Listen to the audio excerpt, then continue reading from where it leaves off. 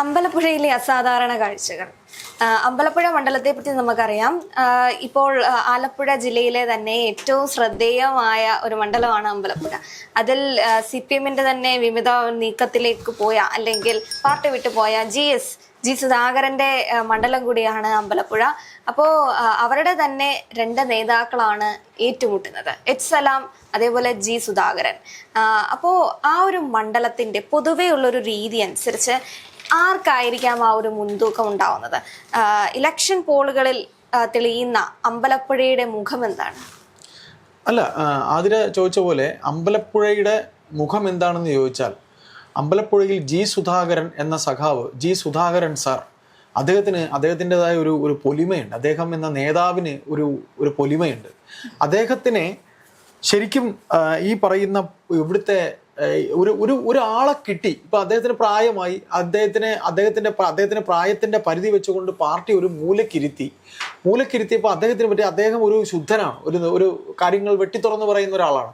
ഈ ദേഷ്യം പ്രകടിപ്പിക്കുമെങ്കിലും ആ ദേഷ്യമൊക്കെ അപ്പോഴും കളഞ്ഞിട്ട് വളരെ അടുപ്പത്തോടെ പെരുമാറുന്ന ഒരു നേതാവാണ്.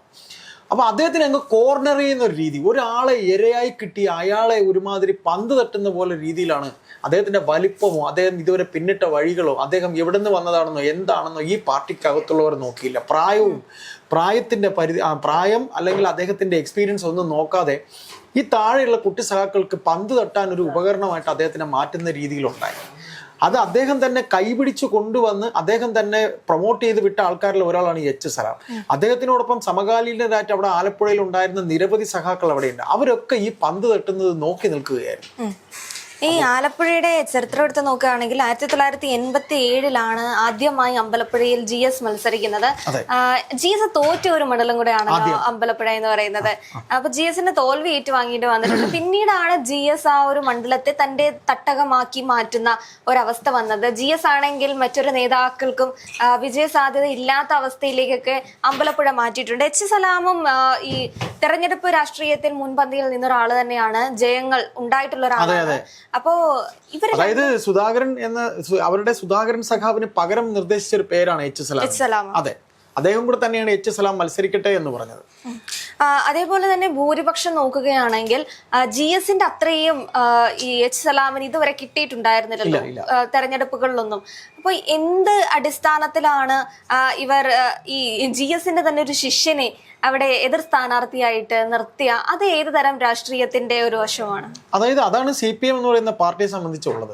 ഇപ്പോൾ എച്ച് സലാം ഉൾപ്പെടെയുള്ളവർ അവിടെ ഈ ആലപ്പുഴയിൽ ഇന്ന് ഉണ്ടായിട്ടുള്ള ഒരു CPM എന്ന് പറയുന്ന പാർട്ടിക്ക് ഉണ്ടായിട്ടുള്ള ആകെ ഒരു മാറ്റമുണ്ട്. അതായത് CPM എന്ന് പറയുന്ന പാർട്ടിയുടെ ഐഡിയോളജി, അതായത് അനുവർത്തിച്ചു വന്ന ഈ പാർട്ടി അനുവർത്തിച്ചു വന്ന ചില ഐഡിയോളജികളുണ്ട്. ആ ഐഡിയോളജികൾക്ക് വിരുദ്ധമായിട്ട് പുതിയ ഒരു ബാച്ചിനെ ഇതിനകത്തേക്ക് കടത്തിവിടുകയാണ്.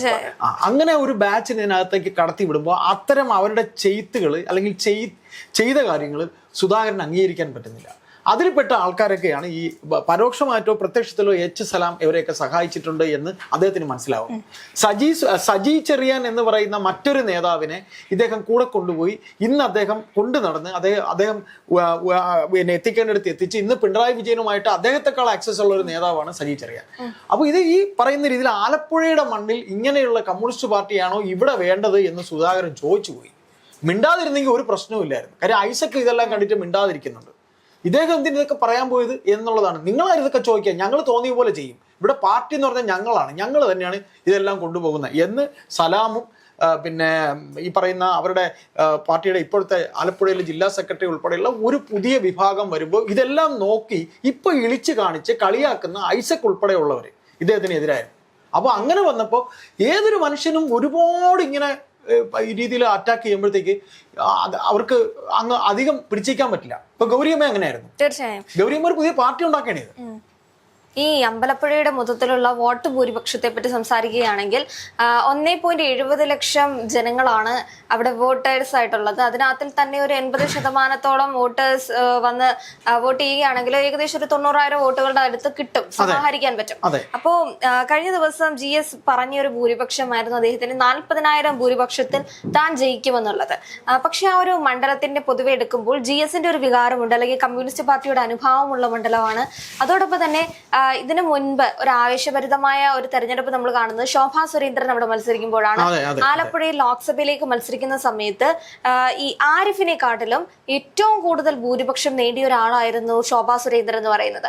കഴിഞ്ഞ ലോക്സഭയില് അത്ര 1.5 ലക്ഷത്തോളം ഭൂരിപക്ഷമായിരുന്നു ശോഭയ്ക്ക് അവിടെ കിട്ടിയിട്ടുണ്ടായിരുന്നത്. അപ്പൊ ആ ഒരോളം അമ്പലപ്പുഴയെ വിട്ടു പോയിട്ടില്ല. കാരണം അന്ന് നടത്തിയ ഈ ശോഭയുടെ മിന്നുന്ന പ്രകടനത്തിൻ്റെതാണെങ്കിലും BJP ഓളവും ഉള്ള ഒരു സ്ഥലം കൂടെയാണ് അമ്പലപ്പുഴ എന്ന് പറയുന്നത്.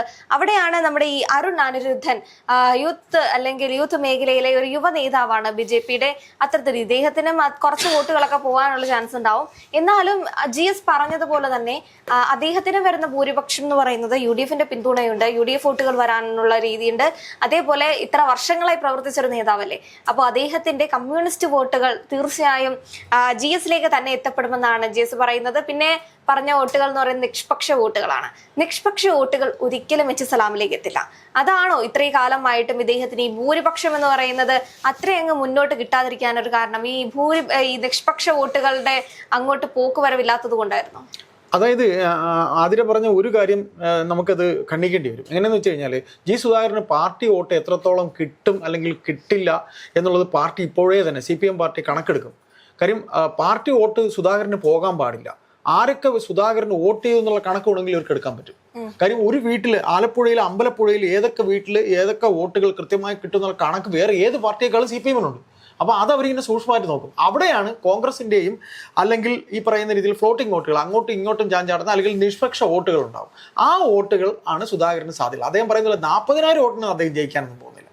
കാര്യം സലാമിന് ജയിച്ചേ പറ്റുള്ളൂ എന്ന് കരുതി ഈ പറയാം മാരക വർക്കാണ് അവിടെ CPM ചെയ്തുകൊണ്ടിരിക്കുന്നത്. അല്ല, വർക്ക് എത്ര ചെയ്തിട്ടുണ്ടെങ്കിലും സലാമിനെക്കാട്ടിൽ ഭൂരിപക്ഷം കിട്ടാനുള്ള യോഗ്യത സുധാകരനുണ്ട് തന്നെയാണ്. അപ്പൊ വർക്കിന്റെ അപ്പുറത്തേക്കും അമ്പലപ്പുഴയെ സംബന്ധിച്ച് ചേട്ടാ നമ്മളൊന്ന് ആലോചിച്ച് നോക്കൂ. ഇതിനു മുൻപ് ഇപ്പോ കമ്മ്യൂണിസ്റ്റിന് തട്ടകമാണെന്ന് പറഞ്ഞു വെച്ചിരുന്ന അല്ലെങ്കിൽ ഏറ്റവും കൂടുതൽ ഈ പാർട്ടി ഗ്രാമങ്ങളെക്കാട്ടിലും കമ്മ്യൂണിസ്റ്റിനോടൊപ്പം പലപ്പോഴും നിന്നിട്ടുള്ള ഒരു സ്ഥലമാണ് ആലപ്പുഴ.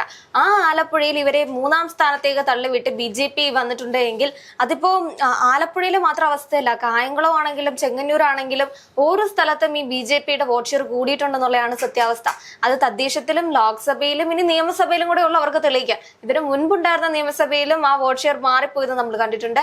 അപ്പൊ അങ്ങനെ വരുന്ന സമയത്ത് ഈ ഭരണവിരുദ്ധ വികാരവും അല്ലെങ്കിൽ അവിടുത്തെ BJPയുടെ കടന്നുവരവും ഇതൊക്കെ ബാധിക്കാൻ പോകുന്ന സലാമിനെ തന്നെ ആയിരിക്കും. സലാമിനെ അത് മാത്രമല്ല ബാധിക്കാൻ പോകുന്നത്. ഈ പാർട്ടിക്ക് ഉണ്ടായിട്ടുള്ള ഏറ്റവും വലിയ അപച്യുതി സുധാകരൻ എന്താണ് ഈ പാർട്ടിയിലുള്ളവർ ചെയ്യുന്നത് എന്ന് ചോദിച്ച് സമൂഹത്തിന്റെ മുന്നിൽ ഇവരൊക്കെ ഇതാണ് ഇവിടെ ചെയ്യുന്നതെന്ന് എടുത്ത് പുറത്ത് ഇട്ടുകൊടുക്കുകയാണ് ചെയ്തത്. കാര്യം മയക്കുമരുന്ന് ലോബി, മയക്കുമരുന്ന് പച്ചയ്ക്ക് ലോറിയിൽ പാൻപരാഗും അങ്ങനെ ഉൾപ്പെടെയുള്ള സാധനങ്ങൾ പിടിക്കുമ്പോൾ അത് ഏരിയ കമ്മിറ്റി അംഗത്തിന്റെ ലോറിയാണ്. ആ ലോറിയിലാണ് ഈ മയക്കുമരുന്ന് കടത്തുന്നത്. ഇതൊക്കെയാണ് പുറത്തു വരുന്നത്. ഇതൊക്കെയാണ് ഈ പാർട്ടി എന്നാണ് അദ്ദേഹം ചോദിച്ചത്. അതായത് ആലപ്പുഴയിൽ പിന്നെ P. കൃഷ്ണപിള്ള സ്മാരകം തകർത്തതുൾപ്പെടെ കണ്ണൂർ കഴിഞ്ഞാൽ ഏറ്റവും കൂടുതൽ പാർട്ടി വികാരം എന്ന് പറഞ്ഞ് നടക്കുന്ന ആൾക്കാരുള്ള സ്ഥലത്ത് ഓരോ നേതാക്കളെ അരിഞ്ഞു വീഴ്ത്തുന്ന ഒരു പാർട്ടി പരിപാടിയാണ് അവിടെ ഉള്ളത്. ആരെ? ഗൗരിയമ്മയെ, VS-നെ, പിന്നെ TJ ആഞ്ചലോസിനെ, ഇപ്പൊ സുധാകരനെ. അതാണ് അവിടുത്തെ പാർട്ടി. തമ്മിലടിച്ച് തീരുന്ന ഒരു പാർട്ടി പാരമ്പര്യം. അത് നോക്കി ചിരിക്കാനായിട്ട്. കാര്യം ഇദ്ദേഹത്തിന് ഇത്രയും അവഹേളിക്കുമ്പോൾ നോക്കി ആരെല്ലാം നിന്നു? ഒരു CS സുജാതയും വേറെ 1-2 പേരുമാണ് അദ്ദേഹത്തെ കാണാൻ ചെന്നത്. ഈ ആരിഫിനെ കുറിച്ച് നിങ്ങൾ പറഞ്ഞു. ആരിഫിന്റെ പേര് പൊക്കിക്കൊണ്ടുവന്ന ആരാ? ആരിഫ് ഇപ്പൊ ആലുവയിൽ നിൽക്കുന്നുണ്ട്. ആരിഫ് സ്ഥാനാർത്ഥിയായി ഇത്തവണ 3ാം സ്ഥാനത്തേക്ക് പോയി. ആരിഫ് ജയിച്ച ആരെ വോട്ടിനാണ് ജയിച്ചത്? ലോക്സഭയിൽ ആരിഫ് വന്നിരുന്നു. ഒരു തവണ ബാക്കി എല്ലാ ഇടത് മുന്നണി സ്ഥാനാർത്ഥികളും തോക്കുമ്പോൾ ആരിഫ് അവിടെ നിന്ന് ജയിച്ചിരുന്നു. ആരെ വോട്ടാ? SDPIയുടെ വോട്ടാ. അപ്പൊ ജയിക്കാൻ വേണ്ടി ആരെ വോട്ടും വിലക്കി വാങ്ങുന്ന ഒരു അല്ലെങ്കിൽ കാര്യം കാണാൻ വേണ്ടി അവരും വേണം എന്ന് പറഞ്ഞ ഒരു തന്ത്രം ഉണ്ടായിരുന്നു CPM-ന്. അതിപ്പോ പഴകെ പോകുമ്പോൾ അതൊരു തലവേദനയായി തീർന്നു പാർട്ടിക്ക്. കാര്യം പിടിക്കുന്ന കേസുകളെല്ലാം തന്നെ ഇവരാ വരുന്നേ.